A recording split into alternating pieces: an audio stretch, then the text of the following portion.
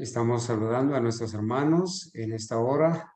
Vamos a iniciar entonces la presentación del tema anunciado con nuestro hermano Amado Miguel. Para la honra y gloria de Dios, hermano Amado, muchas gracias por aceptar la invitación, por todo su apoyo incondicional al adventismo historicista a nivel mundial. El Señor lo bendiga, hermano. Todo el tiempo es suyo. Adelante, hermano. Saludos, hermano Carlos. ¿Sí me oyen por allá bien? Sí, perfecto. Todo está bien. Adelante, hermano. Muy bien. Gracias, hermanos, por darnos la oportunidad de poder compartir con ustedes en este día lunes la palabra del Señor. Ah, Como bien lo explicó el hermano Carlos, vamos a estar estudiando no solamente el día de hoy, porque este estudio lleva necesitamos conocer los principios, los comienzos, porque muchas veces cuando se habla el tema de la Trinidad en el adventismo, en contra de la deidad del adventismo historicista, muchas veces tocamos unos puntos por aquí y otros puntos por acá y a veces no llevamos una línea historicista desde el comienzo. Y para este tema necesitamos hacerlo a la misma manera de cómo se delinean las líneas de la profecía. Les coloco un ejemplo, el ejemplo de cuando desarrollamos la línea profética de la estatua de Daniel, capítulo 2. Comenzamos allá con Babilonia, nos movemos para Medo-Persia, luego nos movemos para Grecia y vamos caminando a lo largo de toda la historia. Platicando con el hermano Carlos, le comenté que necesitábamos estudiar este tema desde sus comienzos, desde sus orígenes, e ir analizando e ir estudiando cada interpretación de los pioneros en qué es lo que ellos entendían por el concepto de Trinidad. Porque muchas veces ni aún lamentablemente los que se dicen ser antitrinitarios exponen todas las cartas de los pioneros adventistas, sino que solamente colocan una porción de esa carta y no conocemos el contexto de la carta, de todo lo demás que viene hablando. Entonces, vamos a estar estudiando con la ayuda de nuestro Dios durante algunas semanas. No importa cuánto tiempo nos lleve, hermanos. La palabra de Dios dice que debemos de escudriñar la escritura, pues es inspirada por Dios. Y de igual manera debemos de estudiar los testimonios, así como lo hacían los pioneros adventistas, de que se reunían para estudiar, para comentar, y el mismo espíritu los llevaba a un solo sentir, a un solo pensar y a un solo querer. Y ese es el método con el cual debemos de comenzar. Así que el día de hoy, como bien lo anunció el hermano Carlos, vamos a estar iniciando. Gracias a Dios que ya ustedes han estado mirando algunos videos de este servidor y ya tenemos algunos conceptos a la luz de la Biblia y el don de profecía e incluso de los pioneros.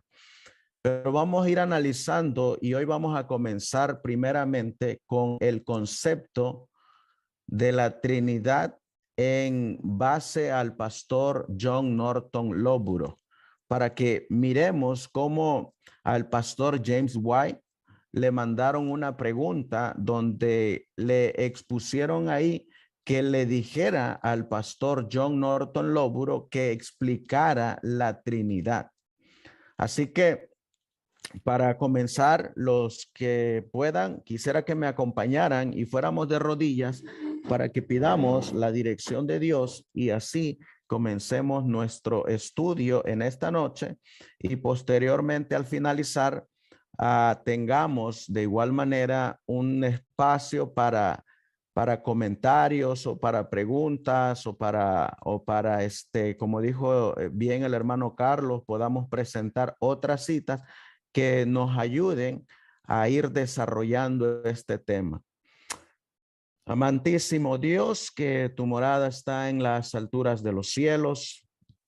Una vez más, mi Dios, estamos aquí, un grupo de tus hijos congregados por estos medios de comunicación, donde sabemos que lo que nos une es tu presencia, esa presencia que dice el Evangelio de Mateo, capítulo 18, que donde están 2 o 3 congregados en tu nombre, tú estás ahí en medio de ellos.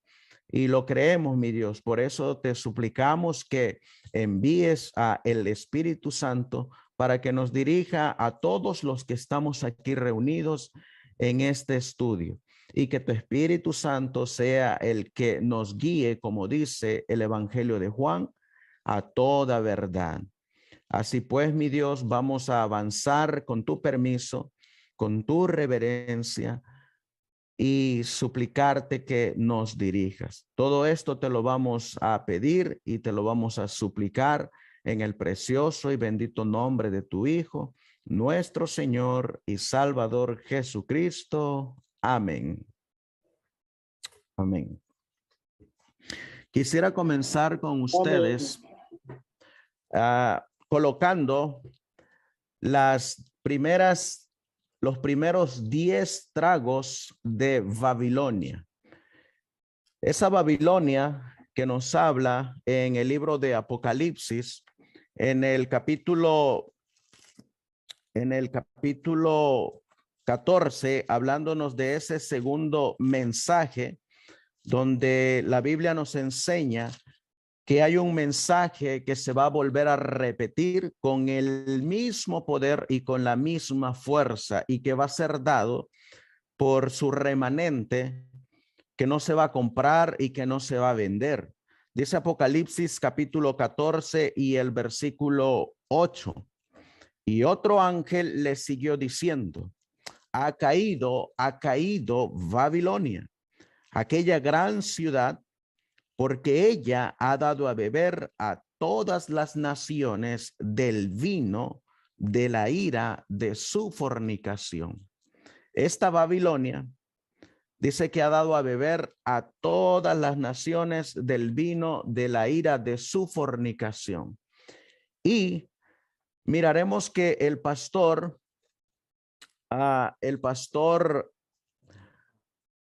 John Nevis Andrews nos va a explicar en una carta, en una disertación que él hace de esos 10 tragos de Babilonia. En esos 10 tragos de Babilonia que le ha dado a beber a todas las naciones del mundo. Y no solamente le ha dado a beber a todas las naciones, sino también a todas las religiones del mundo han tomado estos tragos del vino de Babilonia. Entre esos 10 tragos del vino de Babilonia se encuentra esta declaración del pastor John Nevis Andrews, que muchos de ustedes la conocen. Y dice así en la Review and Herald, volumen 6, de el 6 de marzo.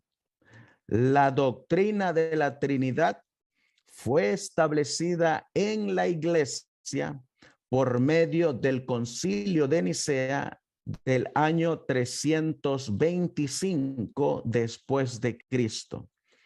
Esta doctrina destruye la personalidad de Dios y de su Hijo Jesucristo, nuestro Señor.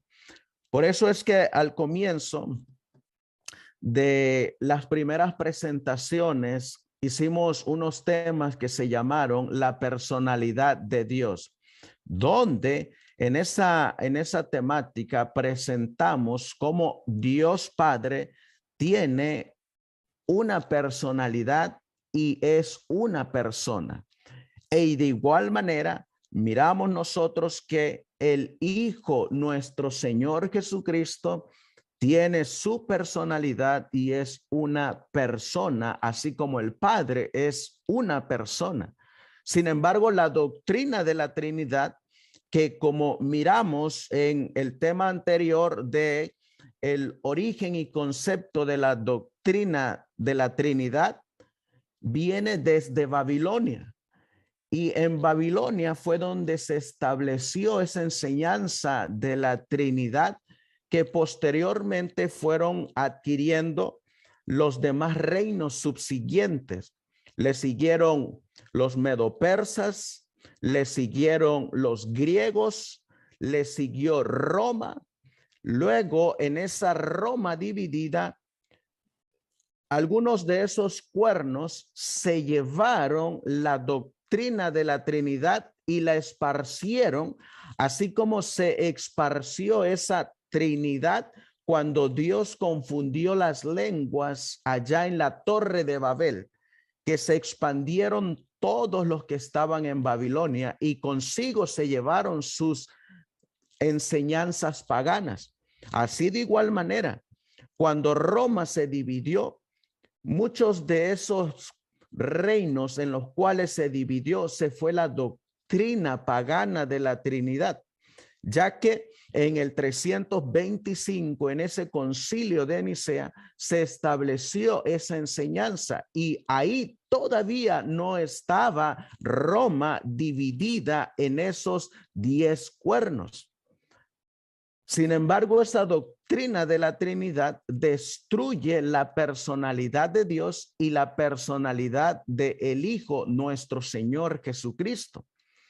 Por eso nosotros no podemos defender la doctrina de la Trinidad, ni tampoco podemos usar ese concepto para hablar de la deidad, porque es un concepto pagano.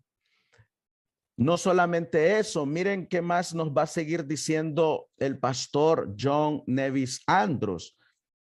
Las impopulares medidas mediante las cuales fue impuesta sobre la iglesia y aparecen en las páginas de la historia eclesiástica. Noten que nos está refiriendo ahora a la historia eclesiástica donde fue impuesta por la Iglesia Romana Católica la doctrina de la Trinidad. Y ahorita miraremos nosotros que hasta el día de hoy esa doctrina de la Trinidad tiene mucha relación, no solamente con el domingo, sino que la Trinidad en sí es el centro, es la médula ósea de la enseñanza católica. Y si nosotros o si bebemos de ese vino de Babilonia, no necesitamos asistir a una iglesia católica para hacernos católicos. El simple hecho de donde quiera que se reúna los que están bebiendo de ese vino de Babilonia, ya son considerados católicos. ¿Por qué? Porque es la médula ósea de la enseñanza católica, apostólica y romana. Entre estos 10 tragos que bebió los reyes de la tierra y bebieron las iglesias protestantes, miraremos que está la doctrina de la Trinidad. Voy a colocar un video donde voy a suplicarles que le pongan atención y ustedes me confirman si lo escuchan, para que analicemos qué es y cómo creen los católicos de la Trinidad. Aquí se los voy a poner. Vamos a analizar primeramente cómo es que creen los católicos de la Trinidad. Y aquí lo vamos a colocar. Este es el concepto trinitario directamente por el Papa Francisco I en una misa en honor a la Santísima Trinidad, como ellos le llaman. Y en esta breve explicación que demora como 2 minutos y algunos segundos, vamos a encontrar algunas relaciones que tiene que ver la Trinidad y que todos han bebido de ese vino de Babilonia. Oggi, cari fratelli e sorelle, buongiorno. Queridos hermanos y hermanas, buenos In días. questa festa En esta No sé si se oye. Sí, mi hermano, se está escuchando Sí, hermano. perfectamente.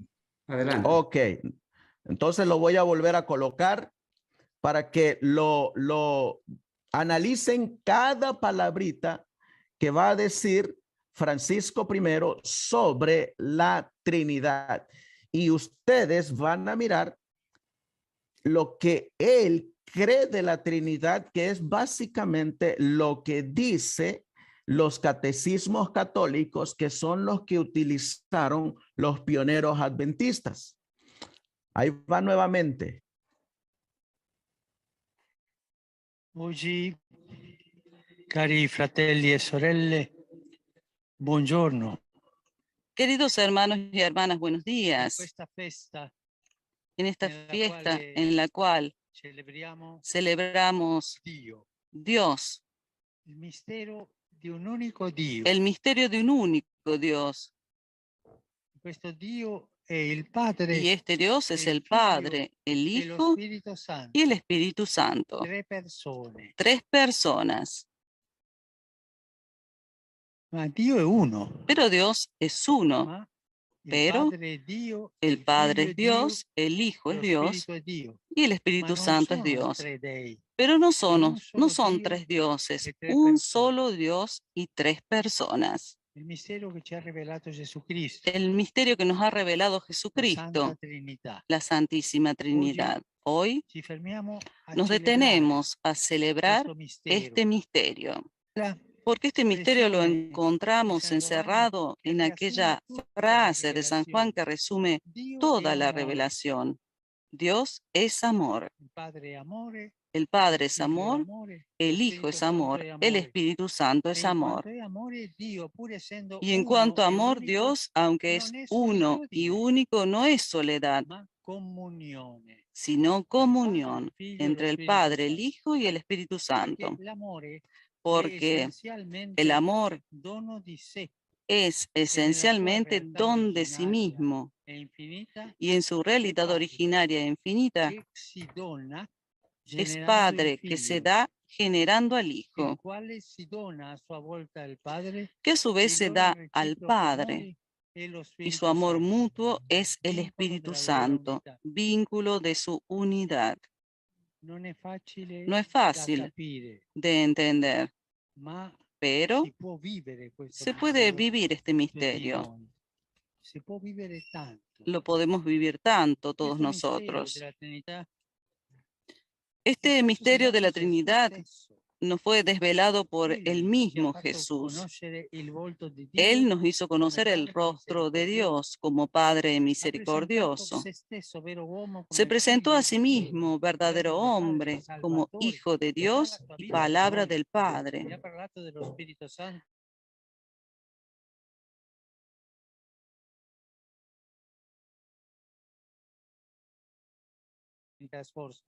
Y esta Io unidad, posso dire che yo puedo decir è que essenziale es esencial al cristiano. al cristiano.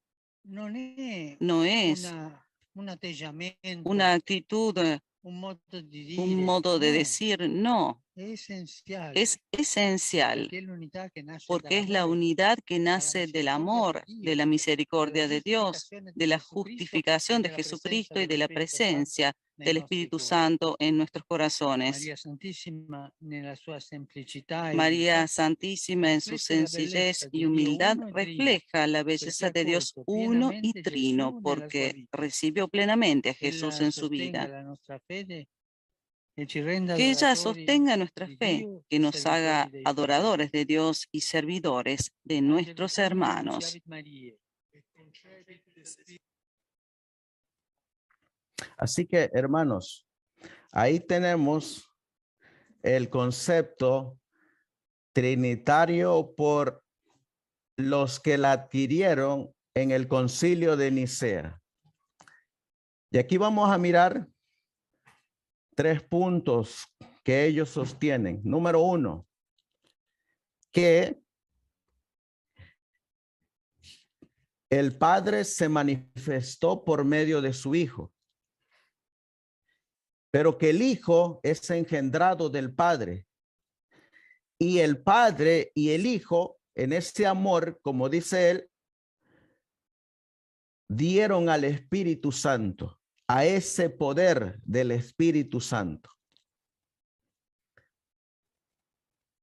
Eso es lo que en los conceptos trinitarios que han ido evolucionando a lo largo de todos los años, uno de los conceptos es ese. Y si ustedes miraron, él mencionó también a María, porque María recibió en su vientre a Jesús. Pero cuando ellos mencionan a María, ellos mencionan que ella recibió a Jesús siendo Dios, el Padre, que en el vientre se va a convertir en el Hijo y va a salir como el Hijo del Padre, siendo en un pasado el Padre. Por eso a María le llaman la Madre de Dios. Porque en ese concepto trinitario, lo que se originó en María fue lo que antes existía, que era Dios Padre, pero ahora en el vientre se convierte en Dios Hijo, en esa manifestación que va a salir al mundo. Por eso ellos tienen ese concepto de María, la Madre de Dios, dentro de todo este concepto trinitario. Así que ahí tenemos 4 puntos. Que Jesús revela al Padre, pero es la misma persona. Y entre ellos dos van a dar a el Espíritu Santo esa fuerza y ese poder. Pero Jesús es engendrado del Padre. Ese es uno de los tragos que está bebiendo todos los reyes de la tierra, todas las iglesias protestantes e incluso el adventismo lo ha bebido. Al finalizar este estudio, les voy a dejar a que miren ustedes un video donde ahí hay un sacerdote que se toma el tiempo de explicar lo que ellos le llaman la Santísima Trinidad, y ustedes van a mirar ahí que es ese concepto que muchos que hoy en día dicen ser antitrinitarios, es exactamente lo mismo que dice el sacerdote católico. Por eso yo les digo que nosotros necesitamos conocer el concepto que los pioneros tenían de la Trinidad. Porque si nosotros no conocemos el concepto que ellos tenían, nosotros vamos a andar deambulando, porque no vamos a conocer qué es lo que ellos tenían por Trinidad y qué concepto es lo que ellos atacaban. En esta Review and Herald, que ustedes miran ahí, que es de donde es tomada la cita que les mencioné anteriormente de la doctrina católica que se estableció en el Concilio de Nicea. Ese documento que el pastor John Nevis Andrews escribió y que está en la Review and Herald, volumen 6, número 24, de marzo 6 de 1855, lleva por título El Segundo Ángel y se llama La Caída de Babilonia. En este artículo, él menciona los 9 tragos que se están bebiendo todos los reyes de la tierra, todo el protestantismo apóstata y la hermana de Babilonia. Él comienza con el primer trago de ese vino de Babilonia, que son las falsas doctrinas. Y dice él, el primer trago de ese vino se llama la doctrina de la inmortalidad natural del alma. Esto se derivó de la mitología pagana y se introdujo en la iglesia por medio de distinguidos conversos del paganismo que se convirtieron en padres de la iglesia. Y aquí nosotros tenemos un punto, que no son muy confiables los padres de la iglesia. Y a muchos de esos padres, muchos citan, pero aquí estamos mirando que esos padres de la iglesia venían del paganismo y se convirtieron al cristianismo sin haber abandonado sus falsas enseñanzas que estaban practicando en el paganismo y las revistieron de cristianismo. Sigue diciendo el pastor John Nevis Andrews, esta doctrina hace del último enemigo del hombre, la muerte, la puerta al gozo sin fin y deja la resurrección como una cosa de menor importancia. Es el fundamento del espiritualismo moderno. Ese es el primer trago del vino de Babilonia. El segundo trago es la doctrina de la Trinidad que fue establecida en la iglesia por el Concilio de Nicea 325 después de Cristo. Y esa es la cita que leímos. Esta doctrina destruye la personalidad de Dios y de su Hijo Jesucristo, nuestro Señor. En este Concilio de Nicea, nosotros cuando tuvimos esa reunión con el hermano Alejandro, el hermano Carlos, el hermano Claudio, el hermano David y el hermano Roberto, miramos cómo en ese Concilio de Nicea dejaron de creer en un Dios personal que tiene una personalidad y lo convirtieron en una sustancia y en una esencia, dejando a Dios sin cuerpo, sin parte y sin forma. Y lo convirtieron en una sustancia y en una esencia en el Concilio de Nicea.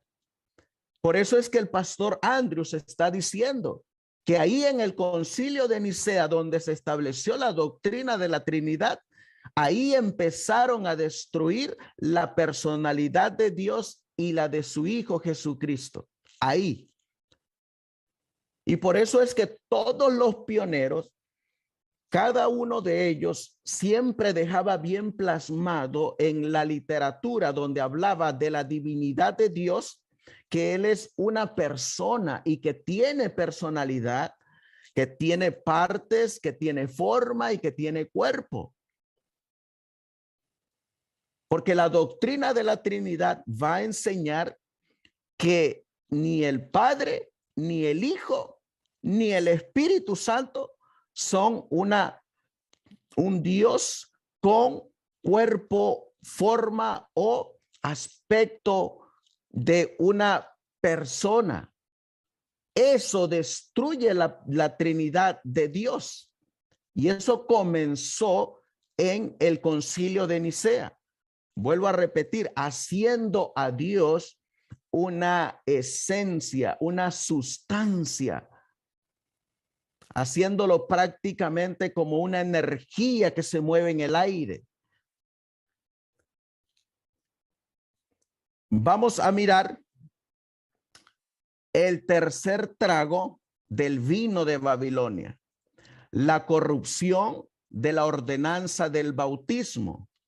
La muerte en el bautismo es el memorial divinamente autorizado de la muerte y resurrección de nuestro Señor. Esto ha sido cambiado por rociar o asperjar el memorial apropiado de una sola cosa, a saber, la locura y la presunción del hombre. El cuarto trago de Babilonia es el cambio del cuarto mandamiento. La fiesta pagana del domingo ha sido sustituida por la iglesia para el día de descanso del Señor. La Biblia enseña claramente que el día de descanso santificado del Señor es el memorial divinamente autorizado del reposo de Jehová, de la obra de la creación. Pero la iglesia, hablando de la iglesia que adoptó la doctrina de la Trinidad, que adoptó que los muertos no están muertos y que están conscientes, y que cambió la forma de bautizar al nuevo creyente, esa iglesia apóstata, la iglesia católica, apostólica y romana, ha cambiado esto al primer día de la semana para convertirlo en un memorial de la resurrección de nuestro Señor, en lugar del bautismo que se ha cambiado a aspersión. Ese es el cuarto trago que todo el mundo protestante y que todos los reyes de la tierra y que poco a poquito el adventismo se está tragando, es del vino de Babilonia. El quinto trago de ese vino de Babilonia es la doctrina de los 1000 años de paz y prosperidad antes de la venida del Señor. Aquí es donde entran todos los predicadores, incluyendo los que están dentro de la corporación adventista, que predican de la prosperidad. Pero esa predicación de la prosperidad y de los 1000 años de paz es simplemente del vino de Babilonia. Y también encontraremos que esta doctrina, como dice el pastor John Nevis Andrews, probablemente probará la ruina de tantas almas como cualquier herejía que alguna vez maldijo a la iglesia. Es decir, estas mismas doctrinas que ellos están bebiendo son su propia maldición para su propia destrucción.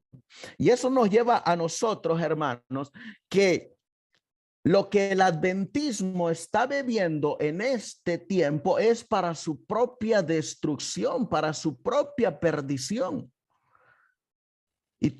Y todos estos tragos que ellos están bebiendo, el centro es la Trinidad pagana. Ese es el centro, el núcleo, la médula ósea de la doctrina católica, apostólica y romana. Va a seguir diciendo el pastor Andrews en el sexto trago del vino de Babilonia: la doctrina de la herencia de los santos más allá de los límites del tiempo y el espacio. Por esta fábula, multitudes se han apartado de la visión bíblica del reino eterno en la nueva tierra. La séptima o el séptimo trago del vino de Babilonia es la segunda venida espiritual. Es bien sabido que la gran mayoría de los maestros y comentaristas religiosos de la actualidad defienden abiertamente la opinión de que la segunda venida de Cristo, como se ve en Mateo 24, tuvo lugar en la destrucción de Jerusalén y también que viene por segunda vez cada vez que una persona muere. Por eso es que encontramos que algunas iglesias, como las iglesias evangélicas y pentecostales, que creen en una venida espiritual, en ese rapto secreto, es del vino de Babilonia. Ahí es donde se está dando a beber de este vino, pero es una enseñanza netamente pagana que adhirió el catolicismo y que ahora se lo está dando a beber a todos los reyes de la tierra y también a muchas denominaciones. La octava, por eso yo les digo que siempre que leamos un párrafo donde los pioneros hablen de la Trinidad, es sumamente importante que nosotros leamos el contexto de todo lo que ellos vienen hablando, porque encontraremos que ellos, cada vez que hacían una declaración de la Trinidad, es porque ellos iban a ir más allá. No solamente se iban a quedar estancados ahí, no, ellos traen un contexto de por qué hacen estas declaraciones. El octavo trago, que este tiene que ver con la bestia de 2 cuernos, también es parte del vino de Babilonia. Miren lo que dice el pastor John Nevis Andrews. Este es el octavo trago del vino de Babilonia que todos están bebiendo en el mundo. El derecho a mantener a los seres humanos en esclavitud y a comprarlos y venderlos. Ahora se hace de la manera más segura del Antiguo y Nuevo Testamento. Recuerden que para 1855 estaba la ley de la esclavitud aquí en Estados Unidos y que por eso es que estaban peleando los sureños con los del norte, porque dentro de esta compra y venta de esclavos, de seres humanos, los principales promotores eran las iglesias que sostenían que cada ciudadano americano podía tener un esclavo. Por eso miren lo que dice en este octavo trago del vino de Babilonia. Ahora se hace de la manera más segura del Antiguo y Nuevo Testamento por los principales doctores de la divinidad de la mayoría de las denominaciones y algunos de los más distinguidos y hábiles son capaces de distinguir esto de la regla de oro. La iglesia profesa en una medida temerosa es el brazo derecho del poder esclavista. Noten que está hablando de las iglesias que componen parte de Babilonia, que es el protestantismo apóstata. Unidas todas se convierten en una iglesia profesa que es el brazo derecho del poder esclavista. Y nuestra propia nación es una ilustración perfecta sobre el tema de la esclavitud de una nación embriagada con el vino de Babilonia. Así que esta nación desde hace tiempo está embriagada con el vino de Babilonia. ella tiene el vino de Babilonia, la segunda bestia con cuernos como de cordero. Por eso las iglesias protestantes han bebido de ese vino y los reyes de la tierra de igual manera han bebido de ese vino. Y ahora los adventistas de la corporación están bebiendo ese vino y muchos grupos de sostén propio que se autodenominan también están bebiendo de ese vino de Babilonia. Aquí nos va a seguir diciendo, esa ley más infame, el proyecto de ley de esclavo fugitivo, fue reivindicada por nuestros más distinguidos doctores de la divinidad como una medida justa. Para aquellos que no saben, cuando un esclavo se escapaba, ese esclavo tenía que ser muerto o tenía que ser azotado porque no podía escaparse. O si alguien quería liberar a ese esclavo, tenía que pagar por él, tenía que comprarlo. Y eso bebió esta nación de los Estados Unidos.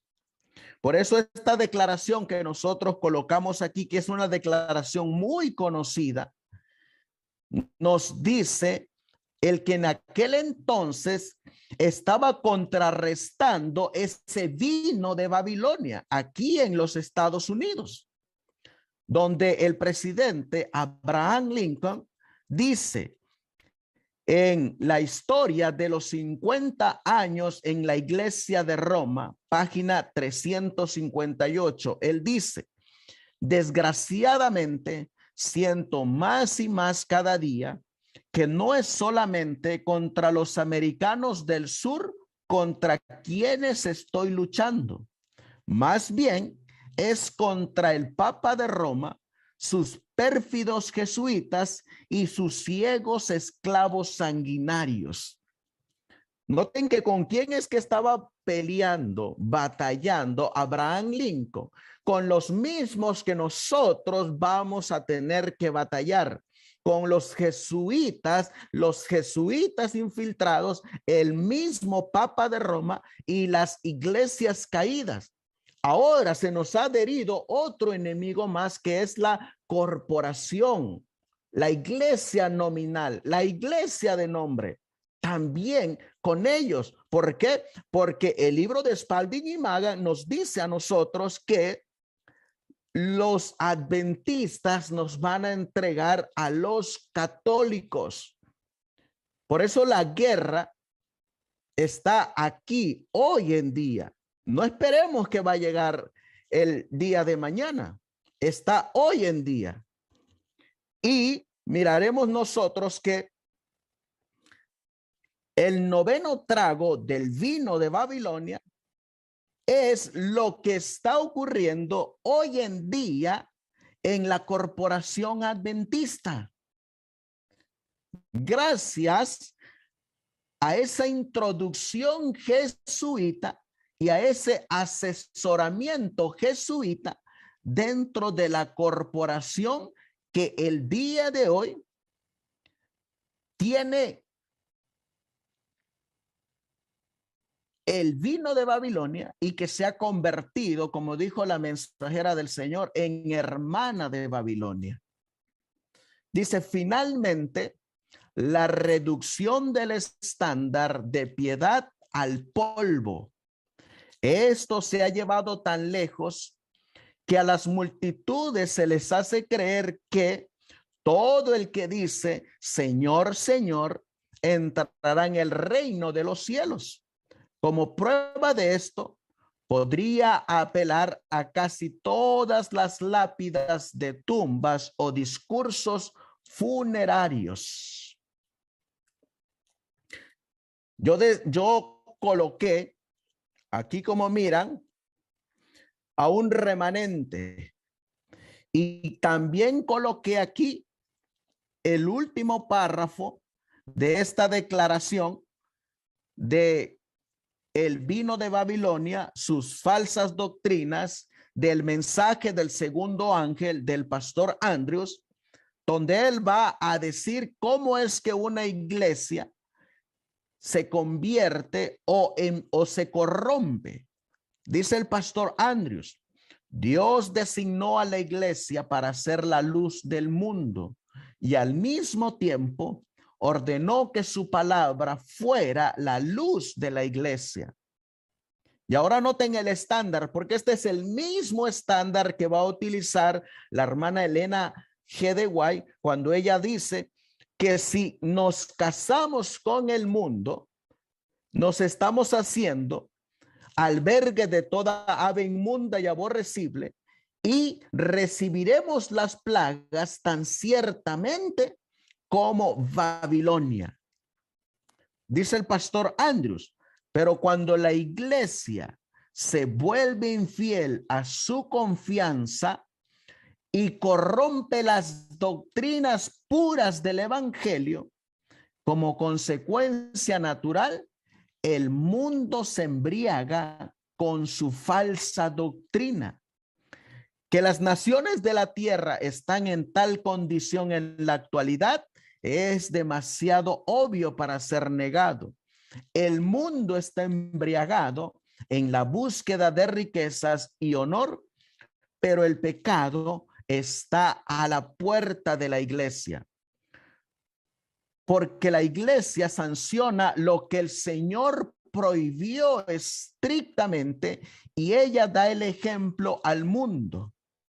Si la iglesia no hubiera embriagado al mundo con el vino de sus falsas doctrinas, las claras verdades de la Biblia moverían poderosamente la mente pública. Pero el mundo parece irremediablemente embriagado con el vino de Babilonia.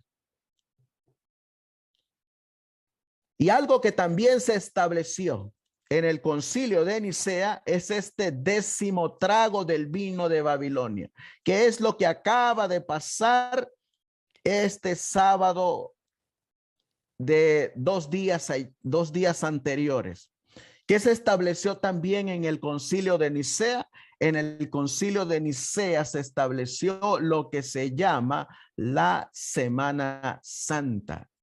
También ahí se estableció en el concilio de Nicea, respaldado por la autoridad de un emperador tan grande, Constantino.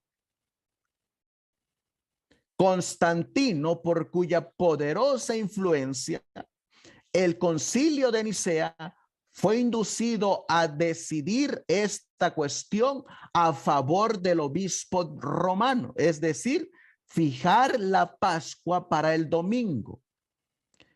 Instó a la siguiente razón de peso para la medida: no tengamos nada en común con la chusma más hostil de los judíos. Así que ahí encontramos los primeros 10 tragos del vino de Babilonia. Y miraremos nosotros que dentro de esos 10 tragos que el mundo entero está bebiendo, que las iglesias enteras han bebido y que las están esparciendo, es la doctrina de la Trinidad, que como ya miramos viene desde el paganismo de Babilonia. Y necesitamos ahora descifrar o conocer cuál era el concepto de esa doctrina trinitaria por los mismos pioneros, para que, como le preguntaron al pastor James White, cuando a él le dijeron, que es la cita que vamos ahora a mirar, por el pastor John Norton Lowborough, y la explicación de la Trinidad. Al pastor James White le mandaron esta pregunta y le dijeron: hermano White, me gustaría que le haga llegar las siguientes preguntas al hermano Lóburo para que las explique. Esta pregunta la envió el hermano Giles de Toledo, Ohio, aquí en Norteamérica. Y esta es la primera pregunta que nosotros nos deberíamos hacer, hermanos. ¿Qué pensaban los pioneros de la Trinidad? No le preguntemos, ya sabemos lo que decidieron en el Concilio de Nicea. Ya lo miramos por el Papa. Pero ahora vamos a preguntarle a uno de esos pioneros, y durante las demás sesiones que vamos a estar presentando aquí y donde todos nosotros nos vamos a reunir para llegar a una decisión, vamos a estar presentando todos los conceptos, no solamente de un pionero, ni tampoco nos vamos a mover a tomar solamente una cita de una carta extensa donde ellos se desplayan para explicar la Trinidad. Porque si yo solamente les digo, la Trinidad es pagana, pero ¿qué es la Trinidad en el concepto pionero? Y necesitamos conocer primeramente ese concepto para conocer qué es lo que los pioneros combatían de ese concepto. Y esa es la pregunta que le hicieron al pastor White para que lo respondiera el pastor Lóburo. Y dice, ya respondiendo el pastor Lóburo, y aquí es donde vamos a tocar estos 3 puntos, donde él dice, le pregunta el hermano Giles de Ohio, ¿qué objeciones serias hay a la doctrina de la Trinidad? Respuesta del pastor Lóburo. Podemos presentar muchas objeciones, pero debido al espacio limitado, las reduciremos a las 3 siguientes. Número 1, es contraria al sentido común. Número 2, es contraria a la escritura. Y número 3, su origen es pagano y mitológico. Aquí va a presentar ahora sus primeras 3 objeciones. Y la primera dice, haremos en breves comentarios sobre esos puntos en ese orden. Número 1, no es muy consistente con el sentido común el hablar de 3 seres en uno y que uno sean 3, o como algunos lo expresan llamando a Dios el Dios triuno o el Dios 3 en 1. Y ahora miren la diferencia que él va a hacer de esta Trinidad. Si el Padre, el Hijo y el Espíritu Santo, cada uno es Dios, serían 3 dioses, pues 3 por 1 no es 1, sino 3. En un sentido son 1, pero no una persona sola, como sostienen los trinitarios.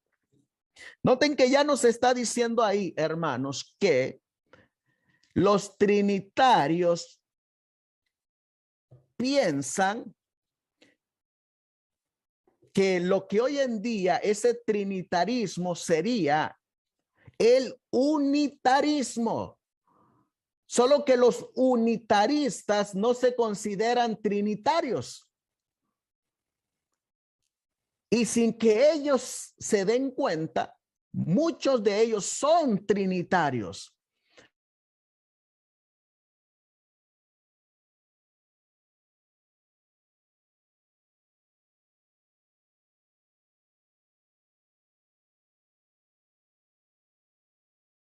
La misma de la Trinidad.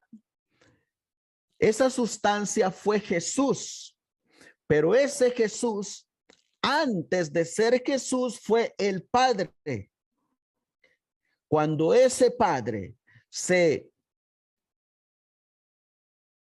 vino a María, se convirtió en hijo. Y ahora, cuando el hijo decidió dejar a los discípulos, se convirtió en el Espíritu Santo. Solamente manifestación.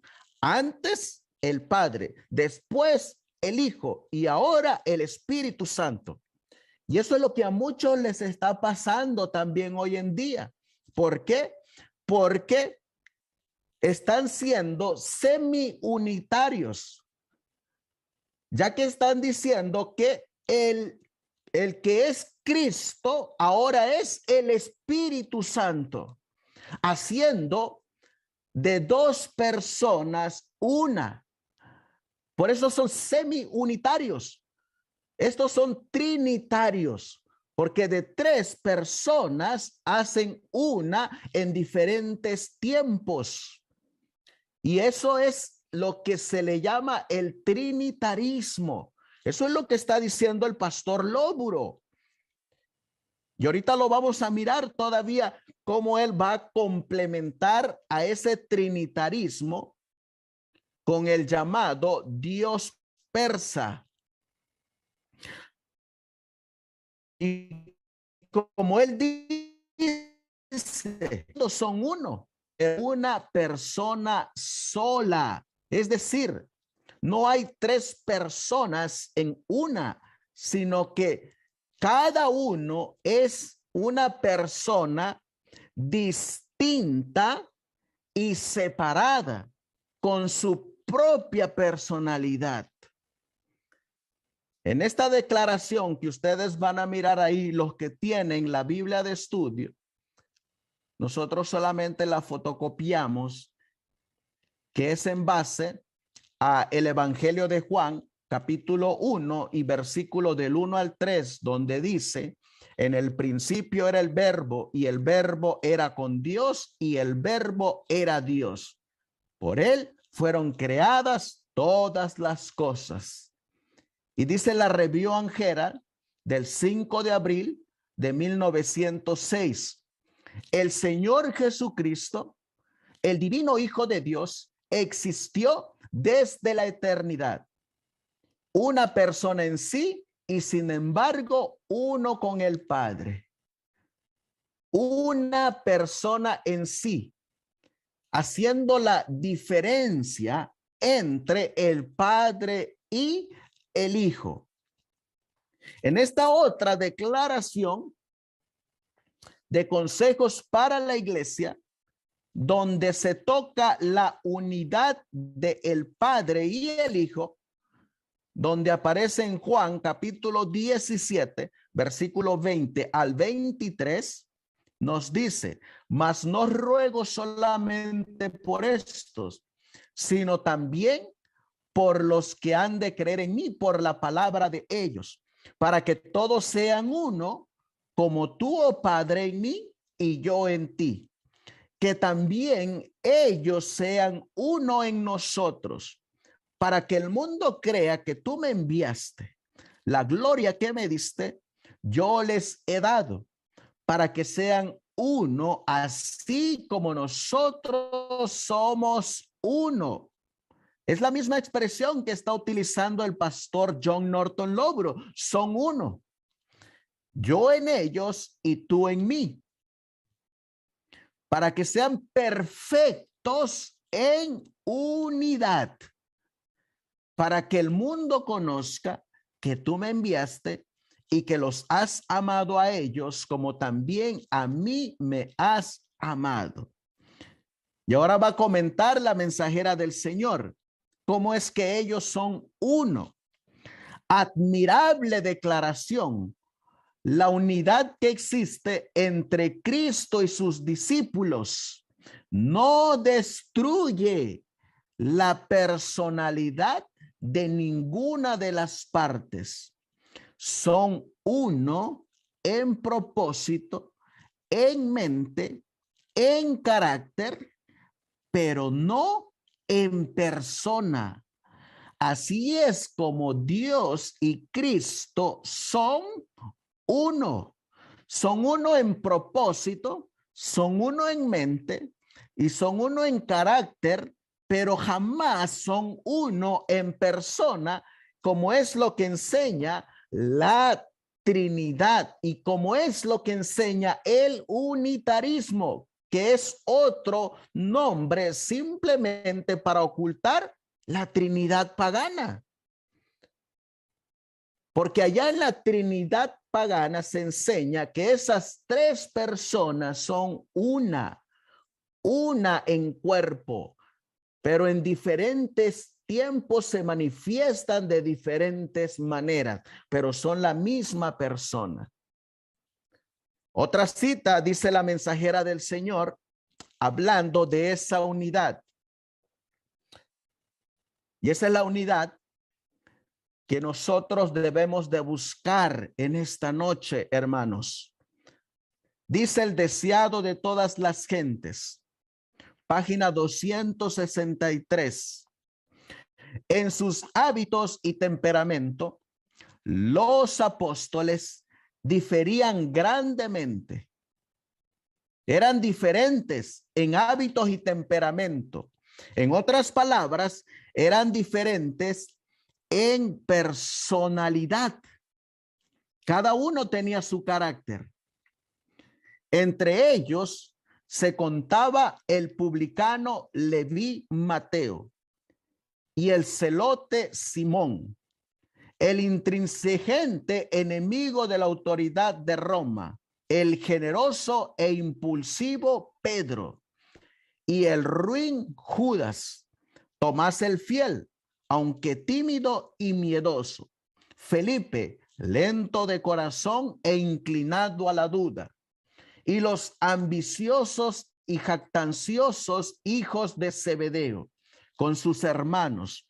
Estos fueron reunidos con sus diferentes defectos, todos con tendencias al mal, heredadas y cultivadas, pero en Cristo y por su medio habían de habitar en la familia de Dios. Y miren a la unidad a la cual nos habla la mensajera del Señor, que así como ellos eran uno, así son uno, Cristo, el Hijo de Dios y su Padre, y también lo encontraremos posteriormente en Consejos sobre la Salud, que ellos se dieron en la unidad para salvar a la raza caída. Y miren a la unidad que ellos debían llegar, aprendiendo a ser uno en fe, uno en doctrina, uno en espíritu.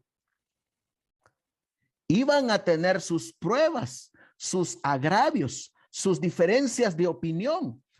Pero mientras Cristo habitase en el corazón de ellos, no habría disensión. Y eso es lo que estamos buscando aquí, que seamos uno en fe, uno en doctrina y uno en espíritu. Su amor los induciría a amarse unos a otros. Las lecciones del maestro harían armonizar todas las diferencias, poniendo a los discípulos en unidad hasta hacerlos de una mente y un mismo criterio. Así que la unidad de la que estamos hablando es de la unidad de una mente y un mismo criterio, que así como el Padre y el Hijo son uno, también los discípulos iban a ser uno, pero cada uno con su persona y con su personalidad. Y lo mismo ocurre con el Espíritu Santo. En este otro libro, La Educación, página 76, ya nos da el resultado de lo que ellos llegaron. A fin de impulsar con éxito la obra a la cual habían sido llamados, estos discípulos que diferían tanto en sus características naturales, en su educación y en sus hábitos de vida, necesitaban llegar a la unidad de sentimiento, pensamiento y acción. Cristo se proponía obtener esta unidad y con este fin trató de unirlos a él. La preocupación de su trabajo por ellos está expresada en la oración que dirigió a su Padre, para que todos sean uno, como tú, oh Padre, en mí y yo en ti, que también ellos sean uno en nosotros. Así que ahí encontramos la unidad entre el Padre y el Hijo.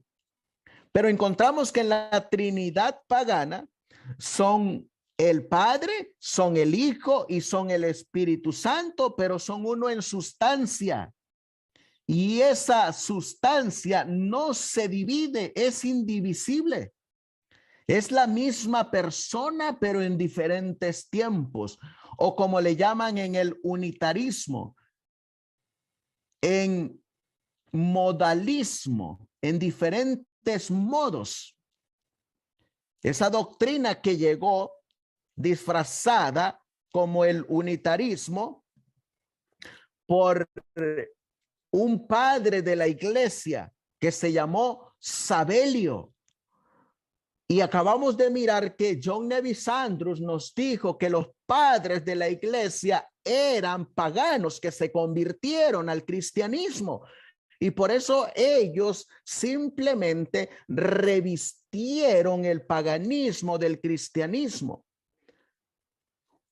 Tomaron las ideas del paganismo y las convirtieron en ideas cristianas para poder representar a Dios en la divinidad. Y la fórmula que más se apegó al paganismo para representar a la divinidad fue la Trinidad, en el concepto pagano. Y por eso encontramos aquí que son uno en carácter, pero no son uno en persona. Son uno en pensamiento, pero no son uno en persona. Son uno en acción, pero no son uno en persona. Cada uno de ellos en la divinidad, como el Padre, tiene su personalidad y es una persona. El Hijo tiene su personalidad y es una persona diferente del Padre.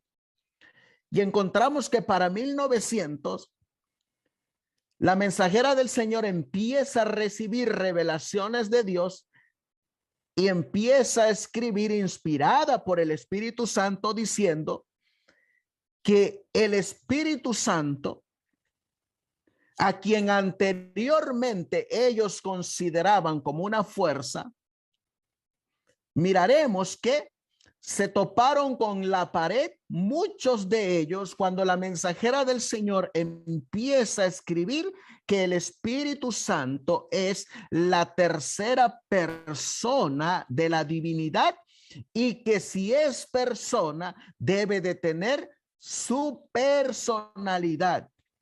Y la declaración más contundente es que,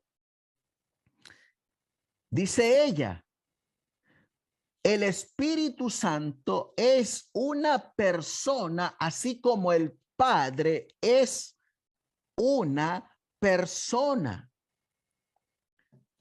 Por eso encontramos aquí la gran diferencia entre la Trinidad de sustancia y la deidad en tres personas distintas y separadas, con su propia personalidad cada uno, siendo Dios cada uno de ellos.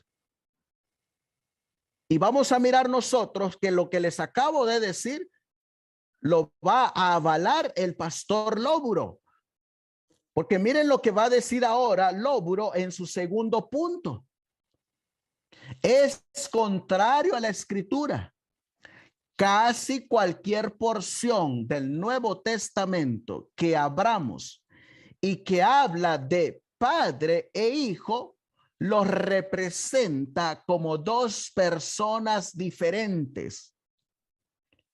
Solo basta leer Juan 17 para refutar la doctrina de la Trinidad. En ese solo capítulo, Cristo habla en más de 40 ocasiones del Padre como una persona diferente a él mismo, es decir, a Jesucristo nuestro Señor.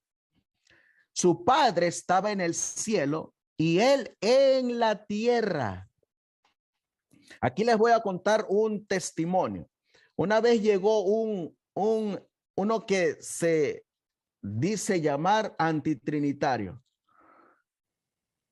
Y cuando le pregunté, ¿dónde estaba? ¿Quién fue el que le habló cuando Cristo se estaba bautizando? Esa voz que se oyó del cielo que decía, este es mi hijo amado, en él tengo contentamiento. ¿Quién era esa voz? ¿O de dónde vino esa voz? ¿O quién estaba hablando? Para el unicitario, él explica ese versículo que el que está hablando allá en el cielo es la misma persona que está en el agua. Solo que el que está en el agua es una persona humana. Y el que está hablando en el cielo es la misma persona, pero es una persona divina. Y eso lo vamos a mirar, que lo va a aclarar otro pionero que justamente ataca ese pensamiento unicitario, que es lo mismo que la Trinidad. Y este hermano me dice, para explicar y para decirme que él era antitrinitario, que él solamente creía en un solo Dios. Él me dice, y era adventista del séptimo día. No les estoy diciendo que era un pentecostal o un evangélico, no, era adventista y es todavía adventista. Y la teoría que él me da es que Jesús, cuando era padre, dejó grabada su voz en el cielo para que cuando él, ahora como hijo, estaba sumergiéndose en el agua, esa voz resonara en los cielos, pero era la misma voz del que estaba en el agua cuando él fue en modo de padre. Eso es lo que enseñan los trinitarios que están revestidos de unitarios. Y eso era lo que atacaban los pioneros adventistas contra los trinitarios. Porque en los tiempos de los pioneros, esa enseñanza era la enseñanza trinitaria, atacar el unitarismo, no el concepto trinitario que hoy en día se ha adquirido de que porque uno diga que cree en el Padre, en el Hijo y en el Espíritu Santo, que son tres personas distintas y separadas, eso ya es trinitario. Eso ya es trinitarismo. No, ustedes van a encontrar, y vamos a ir para aquí, pioneros adventistas, el mismo patrón. Ellos constantemente decían, si tú me pruebas, Jesús, yo me convierto. O como ellos decían lo contrario también. Yo no me puedo convertir a tu denominación porque yo no puedo aceptar que el Padre es Jesús y que Jesús es el Padre al mismo tiempo. Es el mismo patrón que ellos constantemente atacaban. Y aquí nos los va a mostrar el pastor Lóburo, donde él dice, el Padre lo había enviado, le dio a él a los que creyeron. Habría de ir al Padre y en este mismo testimonio nos demuestra en qué consiste la unidad de Padre e Hijo. Es la unidad de los miembros de la Iglesia de Cristo, como lo miramos en el deseado de todas las gentes y como lo miramos en el libro de la educación. Es una unidad de pensamiento, una unidad para la obra, una unidad en la misma fe, una unidad en la misma doctrina, una unidad de pensamiento. En eso es que ellos son uno, pero no uno en persona. Él va a seguir diciendo su segundo punto de vista de por qué él no puede creer en la Trinidad y de dónde viene ese concepto trinitario. Para que todos sean uno, como tú, oh Padre, en mí y yo en ti. Que también ellos sean uno en nosotros, para que el mundo crea que tú me enviaste. La gloria que me diste, yo les he dado, para que sean uno, así como nosotros somos uno. Y él acaba de citar Juan 17, 21 al 22. Esto lo está citando el pastor Lóburo en esta carta de la Review Herald. Y ahí nos va a decir cómo es que ellos son uno. Porque él aquí está atacando la Trinidad. Él está aquí atacando el unitarismo de un solo corazón y mente, de un solo propósito en el plan de salvación del hombre. No una persona en dos o en tres, sino de un solo corazón y mente, de un solo propósito en el plan de la salvación. El capítulo 17 de Juan, léalo con todo cuidado y considere si no destruye completamente la doctrina de la Trinidad. ¿Por qué es que nos manda a leer Juan 17? Porque ahí encontramos a dos personas distintas y separadas, cada uno con su propia personalidad. No uno en un solo cuerpo en dos diferentes tiempos, o tres en un solo cuerpo en tres diferentes tiempos, en tres diferentes modos, sino uno en corazón y mente, pero cada uno en su persona y cada uno con su personalidad. Sigue diciendo él, para creer en esa doctrina, la doctrina de la Trinidad, al leer las Escrituras debemos creer que, número uno, Dios se envió a sí mismo al mundo. ¿Se dan cuenta?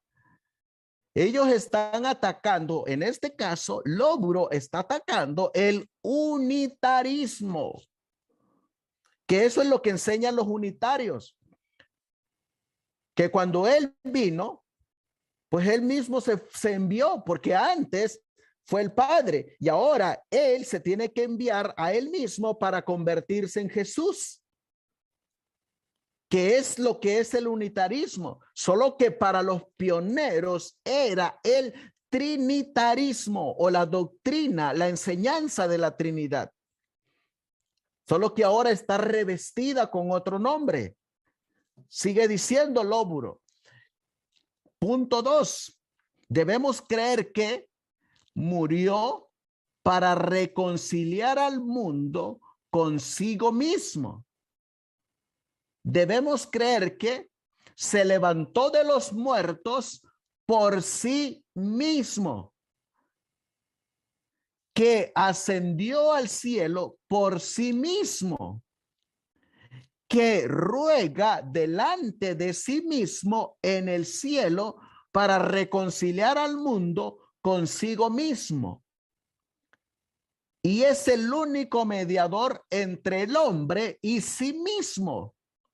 debemos creer también que en el Getsemaní, Dios oró a sí mismo pidiendo, si es posible, que pase esta copa de mí y otros 1000 absurdos.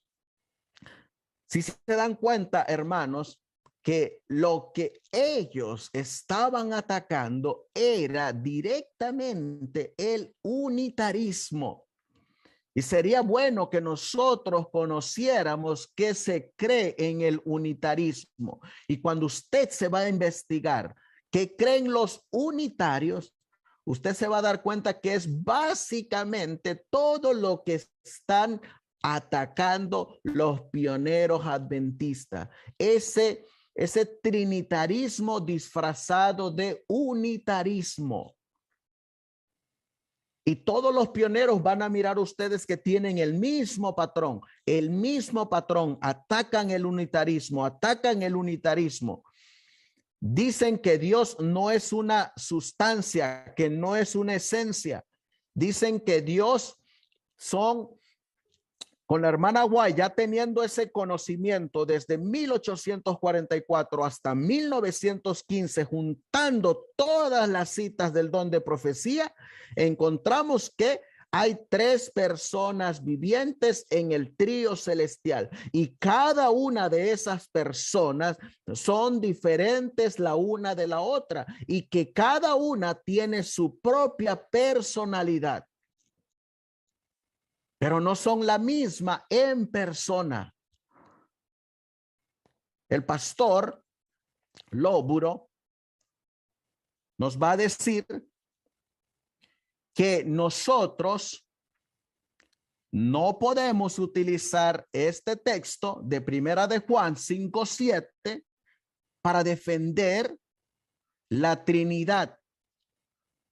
Dice, la palabra Trinidad no aparece en ninguna parte de las Escrituras. A mí me citaron este manuscrito de Lóburo en uno de mis videos y yo le respondí al que escribió este texto, ¿por qué no citas toda la carta completa del pastor Lóburo y me explicas en base a esa carta del pastor Lóburo la Trinidad? Porque aquí estamos mirando cómo el pastor Lóburo está explicando la Trinidad.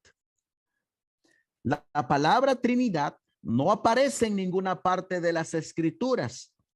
El principal texto que se supone la enseña es Primera de Juan 5:7, el cual es una interpolación.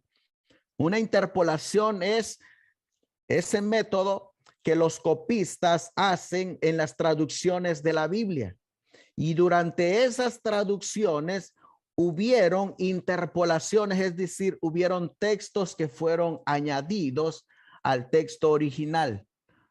Y uno de esos es Primera de Juan, capítulo 5 y el versículo 7. Clark dice, de un total de 113 manuscritos, este texto falta en 112. Por eso es que es una interpolación, porque fue agregado.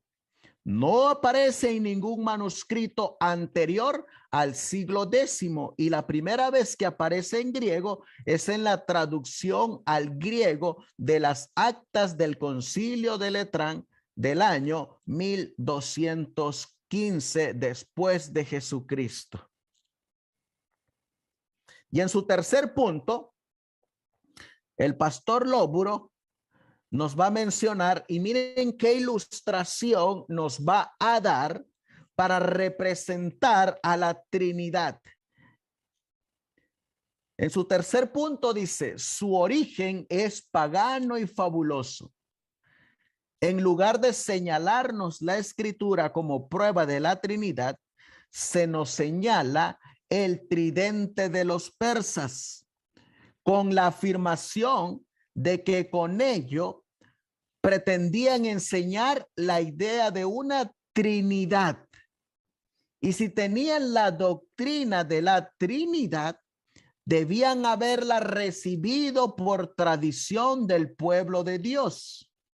Pero todo esto es una suposición, pues es cierto que la iglesia judía no sostenía tal doctrina.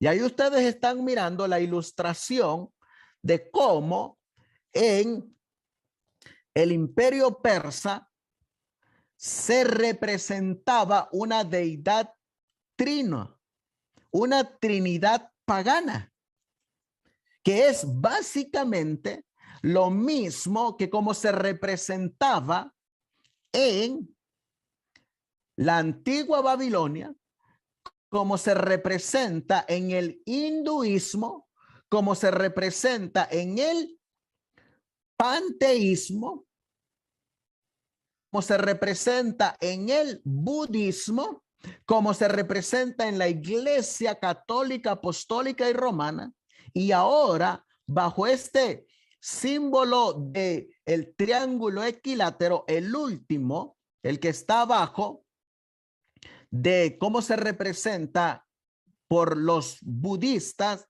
es el símbolo que han adoptado los escritores de algunas publicaciones adventistas del séptimo día para defender la enseñanza de la Trinidad. Por eso aquí estamos mirando que en esta ilustración que nos presenta el pastor Lóburo, nos da una enseñanza de lo que ellos estaban atacando. A ese Dios que se manifestó en tres diferentes modos. Jesús siendo el Padre en el comienzo, después ese Padre vino y se manifestó siendo el Hijo de Dios, Jesucristo, y ahora se manifiesta la iglesia como el Espíritu Santo, pero es la misma persona. Y eso es lo que está representado en ese tridente de los persas, que es exactamente lo mismo que se interpreta en estas otras religiones paganas. Y ya luego termina su disertación el pastor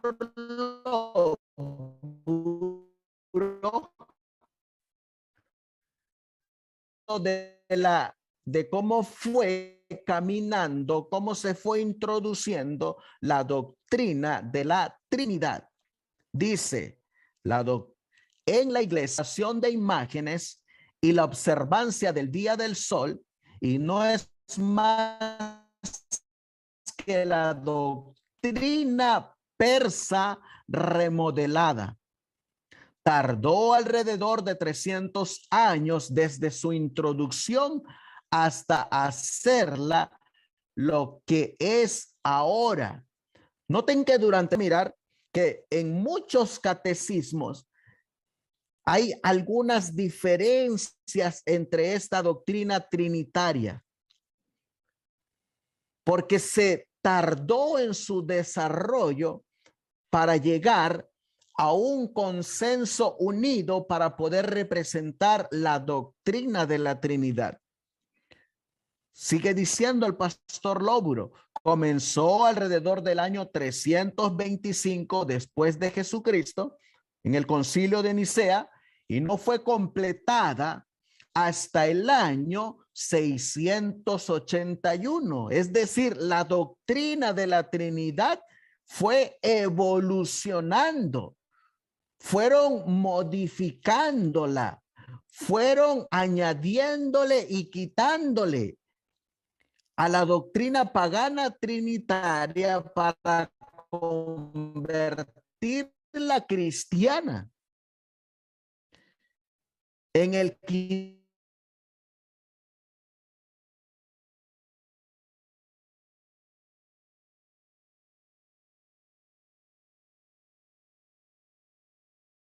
adherida a la iglesia de la Corporación Adventista y en 1980 fue aceptada libre y abiertamente en las 28 creencias de los adventistas del séptimo día.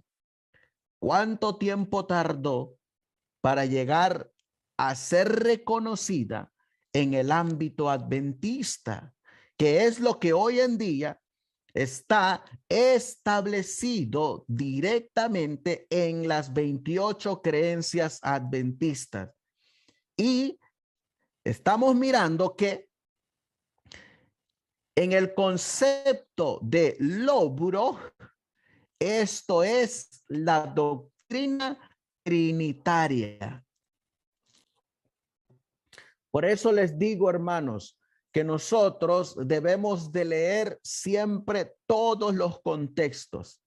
Y no solamente eso. Desde 1944 hasta 1915, cuando descansó el 16 de julio de 1915, la mensajera del Señor, tenemos cerca de 70 años de historia y tenemos cerca de 70 años de investigación de artículos. Pero lamentablemente, muchos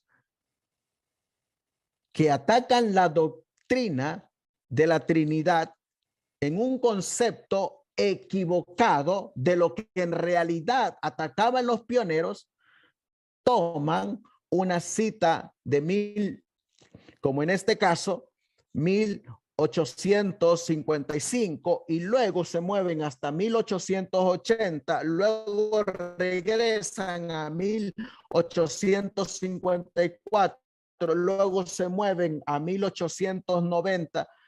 Nosotros estamos perdiendo de vista una hilación de todo lo que los pioneros fueron escribiendo durante el desarrollo de esos años.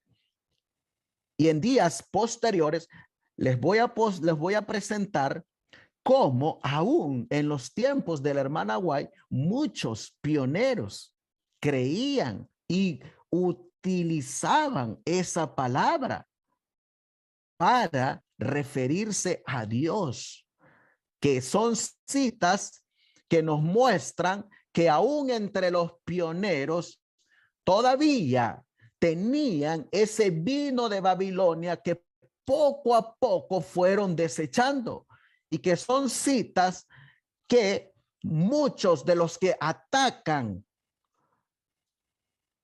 sin que ellos se den cuenta que son trinitarios y que atacan la Trinidad, no muestran esas citas de cómo, por ejemplo, utilizaban la palabra Trinidad. Y lo vamos a mostrar en los días posteriores.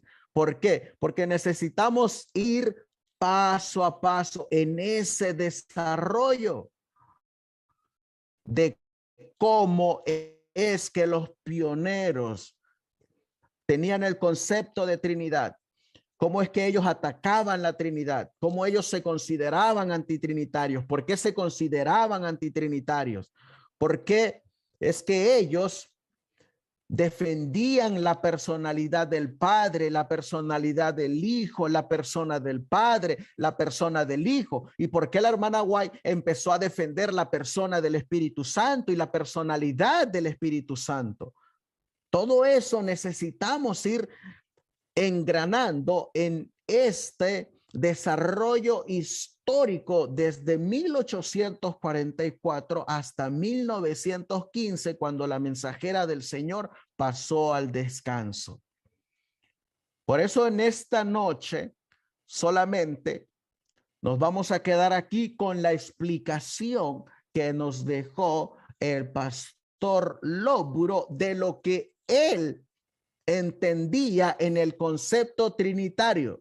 Y en base a lo que leímos del pastor John Norton Lóburo, lo que él en realidad estuvo atacando fue lo que hoy en día se conoce como el unitarismo.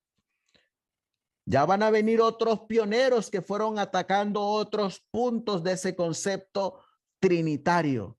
Pero por el día de hoy nos vamos a quedar solamente con lo que defendió Lóbulo y con lo que atacó Lóbulo, para que así demos tiempo a si alguien quiere comentar o si alguien quiere tener alguna pregunta o si alguien quiere compartir alguna cita. Es el tiempo y el momento.